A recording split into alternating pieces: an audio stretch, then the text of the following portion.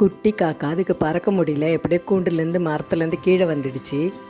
அதுக்கு கொஞ்சம் சப்பாத்தி பிச்சு போட்டோம். கொஞ்சம் லேசாக மழை வேறு பெஞ்சிட்டு இருக்கதால செடி ஓரமாக இருந்தது. சரி, அதை எடுத்து நம்ம காப்பாற்றலான்னு பார்த்தா அது அம்மா காக்காவும் அப்பா காக்காவும் பாருங்கள் வந்துடுச்சு ரெண்டும்.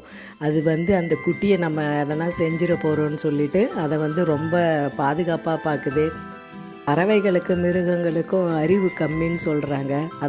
இந்த நிகழ்ச்சியை பார்த்தா அதை ஒத்துக்கவே முடியல. அது அதை காப்பாற்றணுன்ற பாசமும், இது தனியாக இந்த இடத்துல தனியாக இருக்குதுன்ற ஒரு பதட்டமும் பார்க்கும்போது அப்படி ஒரு ஆச்சரியமாகவும் ஒரு வியப்பாகவும் இருந்தது. அதுக்கு போட்ட சப்பாத்தியை அது கொஞ்சம் கொஞ்சமாக சாப்பிட்டுட்டு இருந்துச்சு. அது ஓரமாக அப்படியே இருந்தது.